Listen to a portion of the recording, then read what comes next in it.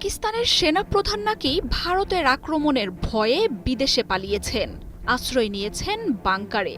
গেল কয়েক দিন ধরে এমন তথ্যই দিচ্ছিল ভারতীয় গণমাধ্যমগুলো। তবে সেসব উড়িয়ে দিয়ে এখন পাকিস্তানের সেনাপ্রধান জেনারেল অসীম মুনিরের এক ভিডিও সামনে এসেছে, যা দেখে উল্টো আতঙ্কে ভারত। সামরিক পোশাকে বাহিনীকে যুদ্ধের প্রশিক্ষণ দিচ্ছেন সেনাপ্রধান। সামরিক ট্যাঙ্কের ওপর দাঁড়িয়ে তিনি বলেন, ভারত যদি কোনো দুঃসাহস দেখায় তাহলে কল্পনাতীত জবাব দেবে পাকিস্তান।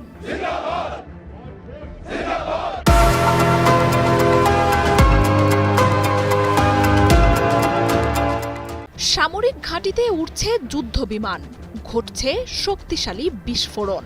সামরিক যানে দ্রুত গতিতে সম্মুখ সারিতে অবস্থান নিচ্ছে যোদ্ধারা। কামান আর ট্যাঙ্ক থেকে শত্রুপক্ষকে লক্ষ্য করে ছোড়া হচ্ছে গোলা। ভারতের সাথে যুদ্ধের জন্য পাকিস্তানি বাহিনী যে পূর্ণাঙ্গ প্রস্তুতি শেষ করেছে তারই এমন এক ভয় ধরানো ভিডিও প্রকাশ করেছে শাহবাজ শরীফের দেশ। সর্বাত্মক যুদ্ধের সামরিক সেই মহড়া আর সেনাদের যুদ্ধ প্রস্তুতি স্বয়ং পর্যবেক্ষণ করছেন পাক সেনাপ্রধান জেনারেল অসীম মুনির। যোদ্ধাদের দিচ্ছেন প্রয়োজনীয় দিক নির্দেশনা ও পরামর্শ। টিল্লা ফিল্ড ফায়ারিং রেঞ্জে জেনারেল অসীম মুনিরের উপস্থিতি আর প্রস্তুতির এমন দৃশ্য হইচই ফেলে দিয়েছে ভারতীয় গণমাধ্যমগুলোতে।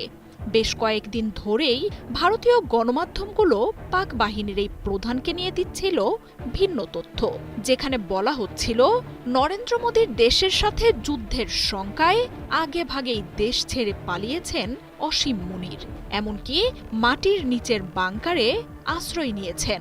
এমন তথ্য দিচ্ছিল দিল্লির গণমাধ্যমগুলো। তবে ভারতীয় বাহিনী যখন হুমকি ধামকিতে ব্যস্ত, তখন সীমান্তে পৌঁছে গেছেন পাক বাহিনীর প্রধান। চিরশত্রু ভারতকে মোকাবিলায় নিজে প্রস্তুত করছেন বাহিনীকে। যুদ্ধের মহড়ার পর সাজোয়া যানের চূড়ায় ওঠে দিয়েছেন হাড় হিম করা হুঁশিয়ারি। জানান, ভারত যদি কোনো দুঃসাহস করে তাহলে বিদ্যুৎ গতিতে তার চূড়ান্ত জবাব দেয়া হবে। নিজের বক্তব্যে পাক বাহিনী প্রধান বলেন, পাকিস্তান শান্তি চায়, তবে দেশের উপর কোনো হুমকি এলে তার কল্পনাতীত জবাব দেবে সেনাবাহিনী।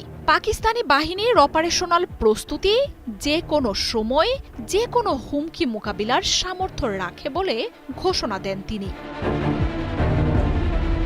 ভারত নিয়ন্ত্রিত কাশ্মীরে সন্ত্রাসী হামলার এক সপ্তাহের বেশি সময় কেটে গেলেও এখনও ভারত কোনো পাল্টা পদক্ষেপ নেয়নি।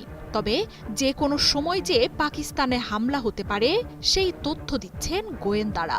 শাহবাজ শরীফের সরকার বলছে পাকিস্তান প্রথমে আঘাত করবে না, তবে যদি আঘাত আসে তাহলে সাথে সাথেই তার জবাব দিতে সর্বাত্মক প্রস্তুত দেশটি।